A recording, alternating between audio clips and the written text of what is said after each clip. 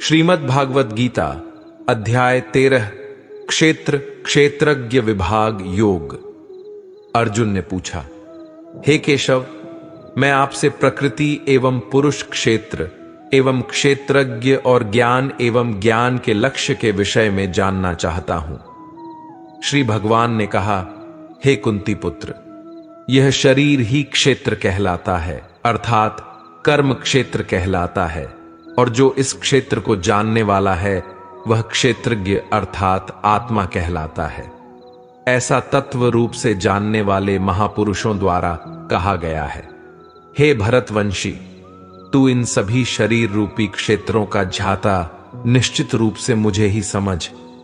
इस शरीर तथा इसके झाता को जान लेना ही ज्ञान कहलाता है, ऐसा मेरा विचार है। यह शरीर रूपी कर्म क्षेत्र जैसा भी है एवं जिन विकारों वाला है और जिस कारण से उत्पन्न होता है, तथा वह जो इस क्षेत्र को जानने वाला है और जिस प्रभाव वाला है, उसके बारे में संक्षिप्त रूप से मुझसे सुन। इस क्षेत्र और क्षेत्रज्ञ के बारे में ऋषियों द्वारा अनेक प्रकार से वैदिक ग्रंथों में वर्णन किया गया है एवं वेदों के मंत्रों द्वारा भी अलग अलग प्रकार से गाया गया है, और इसे विशेष रूप से वेदांत में नीतिपूर्ण वचनों द्वारा कार्य कारण सहित भी प्रस्तुत किया गया है। हे अर्जुन, यह क्षेत्र पंच महाभूत पृथ्वी, जल, अग्नि, वायु और आकाश से मिलकर बना है। अहंकार, बुद्धि, प्रकृति के अव्यक्त तीनों गुण, सत, रज और तम गुण 10, इंद्रियां कान, त्वचा आंख, जीभ नाक, हाथ पैर, मुख, उपस्थ और गुदा, एक मन, 5 इंद्रियों के विषय शब्द, स्पर्श, रूप, रस और गंध, इच्छा, द्वेष, सुख दुख, चेतना और धारणा वाला ये समूह ही विकारों वाला पिंड रूप शरीर है, जिसके बारे में संक्षेप में कहा गया है। ज्ञान का विषय अब भगवान बताएंगे कि ज्ञान क्या है, अर्थात ज्ञानी किसे कहते हैं। विनम्रता अर्थात मान अपमान के भाव का न होना, दंभहीनता अर्थात कर्तापन के भाव का न होना, अहिंसा अर्थात किसी को भी कष्ट नहीं पहुंचाने का भाव, क्षमाशीलता अर्थात सभी अपराधों के लिए क्षमा करने का भाव, सरलता अर्थात सत्य को न छिपाने का भाव, पवित्रता अर्थात मन और शरीर से शुद्ध रहने का भाव, गुरु भक्ति अर्थात श्रद्धा सहित गुरु की सेवा करने का भाव, दृढ़ता अर्थात संकल्प में स्थिर रहने का भाव, और आत्म संयम अर्थात इंद्रियों को वश में रखने का भाव, इंद्रिय विषयों अर्थात शब्द, रूप, रस, गंध, स्पर्श के प्रति वैराग्य का भाव, मिथ्या अहंकार न करने का भाव, जन्म, मृत्यु, बुढ़ापा, रोग, दुख और अपनी बुराइयों का बार बार चिंतन करने का भाव, पुत्र, स्त्री, घर और अन्य भौतिक वस्तुओं के प्रति आसक्त न होने का भाव, शुभ और अशुभ की प्राप्ति पर भी निरंतर एक समान रहने का भाव, मेरे अतिरिक्त अन्य किसी वस्तु को प्राप्त न करने का भाव, बिना विचलित हुए मेरी भक्ति में स्थिर रहने का भाव, शुद्ध है एकांत स्थान में रहने का भाव, और सांसारिक भोगों में लिप्त मनुष्यों के प्रति आसक्ति के भाव का न होना, निरंतर आत्म स्वरूप में स्थित रहने का भाव और तत्व स्वरूप परमात्मा से साक्षात्कार करने का भाव, यह सब मेरे द्वारा ज्ञान कहा गया है, और इनके अतिरिक्त जो भी है वह अज्ञान है। क्षेत्रज्ञ का ज्ञान, हे अर्जुन, जो जानने योग्य है, अब मैं उसके विषय में बताऊंगा, जिसे जानकर मृत्यु को प्राप्त होने वाला मनुष्य अमृत तत्व को प्राप्त होता है, जिसका जन्म कभी नहीं होता है, जो कि मेरे अधीन रहने वाला है, वह न तो करता है और न ही कारण है। उसे परम ब्रह्म परमात्मा कहा जाता है। वह परमात्मा सभी ओर से हाथ पांव वाला है, वह सभी ओर से आंखें, सिर तथा मुख वाला है, वह सभी ओर सुनने वाला है, और वही संसार में सभी वस्तुओं में व्याप्त होकर स्थित है। वह परमात्मा समस्त इंद्रियों का मूल स्रोत है, फिर भी वह सभी इंद्रियों से परे स्थित रहता है। वह सभी का पालन करता होते हुए भी अनासक्त भाव में स्थित रहता है और वही प्रकृति के गुणों सत रज तम से परे स्थित होकर भी समस्त गुणों का भोगता है। वह परमात्मा चर अचर सभी प्राणियों के अंदर और बाहर भी स्थित है। उसे अति सूक्ष्म होने के कारण इंद्रियों के द्वारा नहीं जाना जा सकता है। वह अत्यंत दूर स्थित होने पर भी सभी प्राणियों के अत्यंत पास भी वही स्थित है। वह परमात्मा सभी प्राणियों में अलग अलग स्थित होते हुए भी एक रूप में ही स्थित रहता है। यद्यपि वही समस्त प्राणियों को ब्रह्मा रूप से उत्पन्न करने वाला है, विष्णु रूप से पालन करने वाला है और रौद्र रूप से संहार करने वाला है। वह परमात्मा सभी प्रकाशित होने वाली वस्तुओं के प्रकाश का मूल स्रोत होते हुए भी अंधकार से परे स्थित रहता है। वही ज्ञान स्वरूप आत्मा है, वही जानने योग्य परमात्मा है, वही ज्ञान स्वरूप आत्मा द्वारा प्राप्त करने वाला लक्ष्य है और वही सभी के हृदय में विशेष रूप से स्थित रहता है।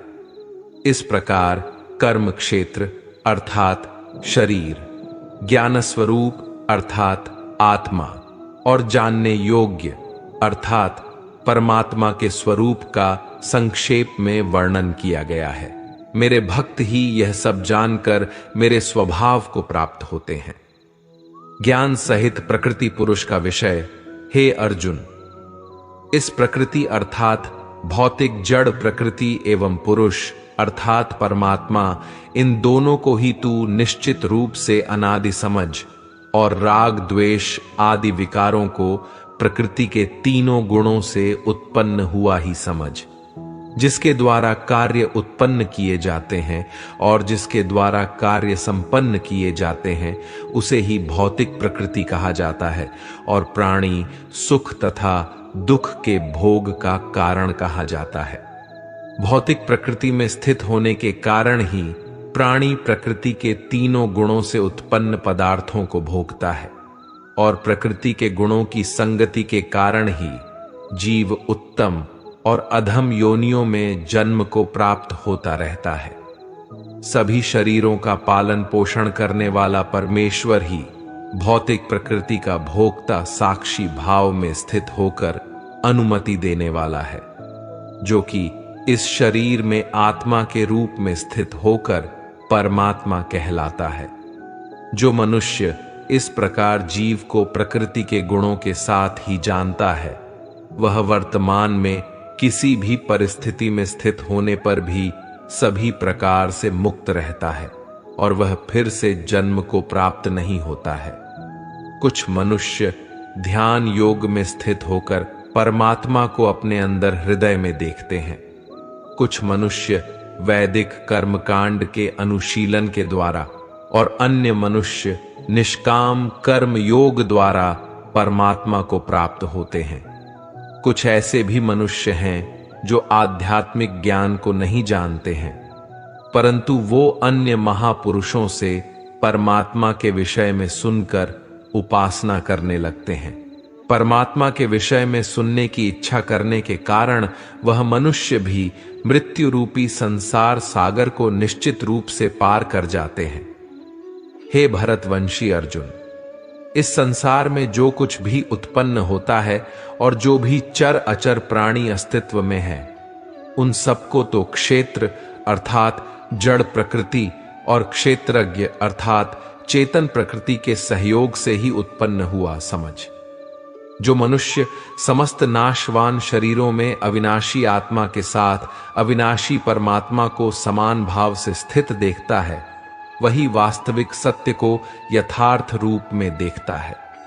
जो मनुष्य सभी चर अचर प्राणियों में समान भाव से एक ही परमात्मा को समान रूप से स्थित देखता है, वह अपने मन के द्वारा अपने आप को कभी नष्ट नहीं करता है। इस प्रकार वह मेरे परम धाम को प्राप्त करता है। जो मनुष्य समस्त कार्यों को सभी प्रकार से प्रकृति के द्वारा ही संपन्न होते हुए देखता है और आत्मा को अकर्ता देखता है, वही यथार्थ रूप से देखता है। जब जो मनुष्य सभी प्राणियों के अलग अलग भावों में एक परमात्मा को ही स्थित देखता है और उस एक परमात्मा से ही समस्त प्राणियों का विस्तार देखता है, तब वह परमात्मा को ही प्राप्त होता है। हे कुंती पुत्र, यह अविनाशी आत्मा आदि रहित और प्रकृति के गुणों से परे होने के कारण शरीर में स्थित होते हुए भी न तो कुछ करता है और न ही कर्म उससे लिप्त होते हैं। जिस प्रकार सभी जगह व्याप्त आकाश अपनी सूक्ष्म प्रकृति के कारण किसी वस्तु से लिप्त नहीं होता, उसी प्रकार शरीर में सभी जगह स्थित आत्मा भी शरीरों के कार्यों से कभी लिप्त नहीं होता है। हे भरतवंशी अर्जुन, जिस प्रकार एक ही सूर्य इस संपूर्ण ब्रह्मांड को प्रकाशित करता है, उसी प्रकार शरीर में स्थित एक ही आत्मा संपूर्ण शरीर को अपनी चेतना से प्रकाशित करता है। जो मनुष्य इस प्रकार शरीर और शरीर के स्वामी के अंतर को अपने ज्ञान नेत्रों से देखता है, तो वह जीव प्रकृति से मुक्त होने की विधि को जानकर मेरे परम धाम को प्राप्त होता है। इस प्रकार उपनिषद, ब्रह्म विद्या तथा योग शास्त्र रूप श्रीमद् भागवत गीता के श्री कृष्ण अर्जुन संवाद में क्षेत्र क्षेत्रज्ञ विभाग योग नाम का 13वां अध्याय संपूर्ण हुआ। श्रीमद् भागवत गीता अध्याय 14 गुणत्रय विभाग योग। प्रकृति और पुरुष द्वारा जगत की उत्पत्ति। श्री भगवान ने कहा, हे अर्जुन, समस्त ज्ञानों में भी सर्वश्रेष्ठ इस परम ज्ञान को मैं तेरे लिए फिर से कहता हूं, जिसे जानकर सभी संत मुनियों ने इस संसार से मुक्त होकर परम सिद्धि को प्राप्त किया है। इस ज्ञान में स्थिर होकर वह मनुष्य मेरे जैसे स्वभाव को ही प्राप्त होता है।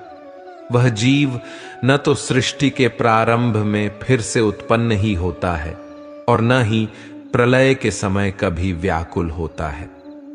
हे भरतवंशी, मेरी यह 8 तत्वों वाली जड़ प्रकृति जल, अग्नि, वायु, पृथ्वी, आकाश, मन, बुद्धि और अहंकार ही समस्त वस्तुओं को उत्पन्न करने वाली माता है और मैं ही ब्रह्म रूप में चेतन रूपी बीज को स्थापित करता हूं। इस जड़ चेतन के सहयोग से ही सभी चर अचर प्राणियों का जन्म संभव होता है। हे अर्जुन, नाना प्रकार की सभी योनियों में जितने भी शरीरधारी प्राणी उत्पन्न होते हैं, प्रकृति उन सबकी गर्भ धारण करने वाली माता है और मैं बीज को स्थापन करने वाला पिता हूं। प्रकृति के गुणों की क्रियाशीलता, हे महाबाहु अर्जुन, सात्विक गुण, राजसिक गुण और तामसिक गुण, ये तीनों गुण भौतिक प्रकृति से ही उत्पन्न होते हैं। प्रकृति से उत्पन्न तीनों गुणों के कारण ही अविनाशी जीवात्मा शरीर में बंध जाती है। हे निष्पाप अर्जुन, सतोगुण अन्य गुणों की अपेक्षा अधिक शुद्ध होने के कारण पाप कर्मों से जीव को मुक्त करके आत्मा को प्रकाशित करने वाला होता है, जिससे जीव सुख और ज्ञान के अहंकार में बंध जाता है। हे कुंती पुत्र, रजोगुण को कामनाओं और लोभ के कारण उत्पन्न हुआ समझ, जिसके कारण शरीरधारी जीव सकाम कर्मों में बंध जाता है। हे भरतवंशी, तमोगुण को शरीर के प्रति मोह के कारण अज्ञान से उत्पन्न हुआ समझ, जिसके कारण जीव प्रमाद, आलस्य और निद्रा द्वारा बंध जाता है। हे अर्जुन, सतोगुण मनुष्य को सुख में बांधता है, रजोगुण मनुष्य को सकाम कर्म में बांधता है और तमोगुण मनुष्य के ज्ञान को आच्छादित कर प्रमाद में बांधता है। हे भरतवंशी अर्जुन, रजोगुण और तमोगुण के घटने पर सतोगुण बढ़ता है, सतोगुण और रजोगुण के घटने पर तमोगुण बढ़ता है। इसी प्रकार तमोगुण और सतोगुण के घटने पर रजोगुण बढ़ता है।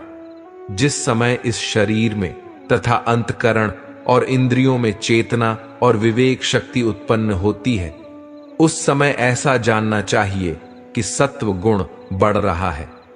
हे भरतवंशियों में श्रेष्ठ, रजोगुण की वृद्धि होने पर लोग फल की इच्छा से कार्यों को करने की प्रवृत्ति और मन की चंचलता के कारण विषय भोगों को भोगने की अनियंत्रित इच्छा बढ़ने लगती है। हे कुरुवंशी अर्जुन, जब तमोगुण विशेष वृद्धि को प्राप्त होता है तब अज्ञान रूपी अंधकार, कर्तव्य कर्मों को न करने की प्रवृत्ति, पागलपन की अवस्था और मोह के कारण न करने योग्य कार्य करने की प्रवृत्ति बढ़ने लगती है। जब कोई मनुष्य सतोगुण की वृद्धि होने पर मृत्यु को प्राप्त होता है तब वह उत्तम कर्म करने वालों के निर्मल स्वर्ग लोकों को प्राप्त होता है। जब कोई मनुष्य रजोगुण की वृद्धि होने पर मृत्यु को प्राप्त होता है तब वह काम कर्म करने वाले मनुष्यों में जन्म लेता है, और उसी प्रकार तमोगुण की वृद्धि होने पर मृत्यु को प्राप्त मनुष्य पशु पक्षियों आदि निम्न योनियों में जन्म लेता है। सतोगुण में किए गए कर्म का फल सुख और ज्ञान युक्त निर्मल फल कहा गया है। रजोगुण में किए गए कर्म का फल दुख कहा गया है, और तमोगुण में किए गए कर्म का फल अज्ञान कहा गया है। सतोगुण से वास्तविक ज्ञान उत्पन्न होता है, रजोगुण से निश्चित रूप से लोभ भी उत्पन्न होता है, और तमोगुण से निश्चित रूप से प्रमाद, मोह, अज्ञान ही उत्पन्न होता है। सतोगुण में स्थित जीव स्वर्ग के उच्च लोकों को जाता है, रजोगुण में स्थित जीव मध्य में पृथ्वी लोक में ही रह जाते हैं, और तमोगुण में स्थित जीव पशु आदि नीच योनियों में नरक को जाते हैं। गुणातीत पुरुष के लक्षण, जब कोई मनुष्य प्रकृति के तीनों गुणों के अतिरिक्त अन्य किसी को करता नहीं देखता है और स्वयं को दृष्टा रूप से देखता है, तब वह प्रकृति के तीनों गुणों से परे स्थित होकर मुझ परमात्मा को जानकर मेरे दिव्य स्वभाव को ही प्राप्त होता है। जब शरीरधारी जीव प्रकृति के इन तीनों गुणों को पार कर जाता है तब वह जन्म, मृत्यु, बुढ़ापा तथा सभी प्रकार के कष्टों से मुक्त होकर इसी जीवन में परम आनंद स्वरूप अमृत का भोग करता है। अर्जुन ने पूछा, हे प्रभु, प्रकृति के तीनों गुणों को पार किया हुआ मनुष्य किन लक्षणों के द्वारा जाना जाता है और उसका आचरण कैसा होता है, तथा वह मनुष्य प्रकृति के तीनों गुणों को किस प्रकार से पार कर पाता है? श्री भगवान ने कहा, जो मनुष्य सतोगुण, रजोगुण तथा तमोगुण के बढ़ने पर कभी भी उनसे घृणा नहीं करता है तथा समान भाव में स्थित होकर न तो उनमें प्रवृत्त ही होता है और न ही उनसे निवृत्त होने की इच्छा ही करता है, जो उदासीन भाव में स्थित रहकर किसी भी गुण के आने जाने से विचलित नहीं होता है और गुणों को ही कार्य करते हुए जानकर एक ही भाव में स्थिर रहता है, जो सुख और दुख में समान भाव में स्थित रहता है, जो अपने आत्म भाव में स्थित रहता है, जो मिट्टी, पत्थर और स्वर्ण को एक समान समझता है, जिसके लिए न तो कोई प्रिय होता है और न ही कोई अप्रिय होता है, तथा जो निंदा और स्तुति में अपना धीरज नहीं खोता है, जो मान और अपमान को एक समान समझता है, जो मित्र और शत्रु के पक्ष में समान भाव में रहता है, तथा जिसमें सभी कर्मों को करते हुए भी कर्तापन का भाव नहीं होता है, ऐसे मनुष्य को प्रकृति के गुणों से अतीत कहा जाता है। जो मनुष्य हर परिस्थिति में बिना विचलित हुए अनन्य भाव से मेरी भक्ति में स्थिर रहता है, वह भक्त प्रकृति के तीनों गुणों को अतिशीघ्र पार करके ब्रह्म पद पर स्थित हो जाता है। उस अविनाशी ब्रह्मा पद का मैं ही अमृत स्वरूप, शाश्वत स्वरूप, धर्म स्वरूप और परम आनंद स्वरूप एकमात्र आश्रय हूं। इस प्रकार उपनिषद, ब्रह्म विद्या तथा योग शास्त्र रूप श्रीमद् भागवत गीता के श्री कृष्ण अर्जुन संवाद में प्राकृतिक गुण विभाग योग नाम का 14वां अध्याय संपूर्ण हुआ।